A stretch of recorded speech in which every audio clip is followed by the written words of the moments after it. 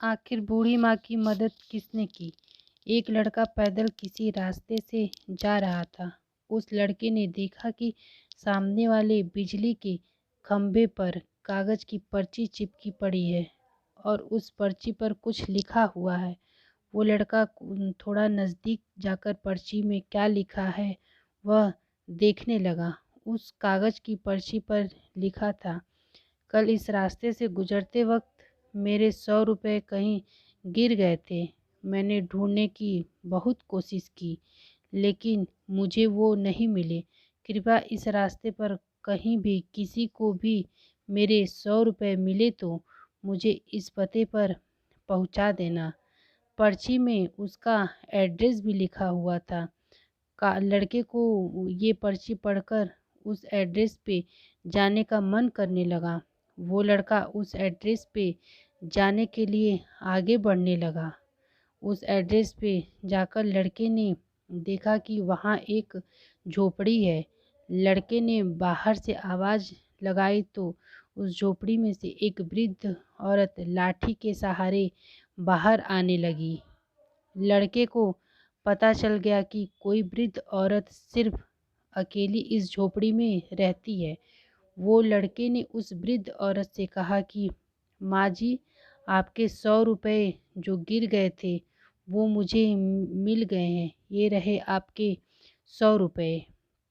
उस लड़के की बात सुनकर वृद्ध औरत रोने लगती है और कहती है कि बेटा, अब तक करीब 15-20 लोग मुझे 100 रुपये देकर जा चुके हैं। बेटा, मुझे ठीक से दिखाई भी नहीं देता है और मुझे पढ़ना लिखना भी नहीं आता है। पता नहीं किसने मेरी ऐसी हालत देखकर मेरी मदद करने के लिए ऐसा किया है। लड़के ने 100 रुपये रखने के लिए कहा पर वो वृद्ध औरत नहीं मानी। लड़के के बहुत आग्रह करने के बाद आखिर में वह वृद्ध औरत मान जाती है, लेकिन वो उस लड़के से कहती है कि तुम जाते वक्त वो पर्ची वहाँ से फाड़कर फेंक देना। मुझे नहीं पता कि किसने मेरे पर तरस खाकर ऐसा किया है।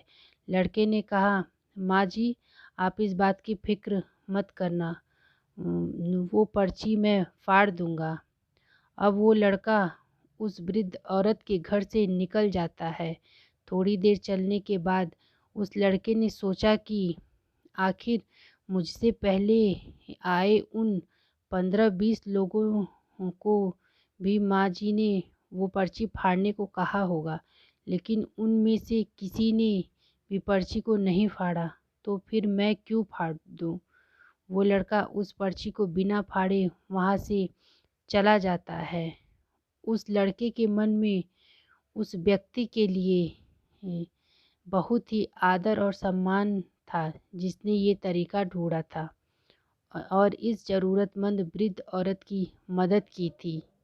हमारे मन में सिर्फ किसी ज़रूरतमंद की मदद करने की इच्छा होनी चाहिए, क्योंकि मदद करने के तो बहुत सारे तरीके हैं। हम किसी भी तरह की मदद कर सकते हैं।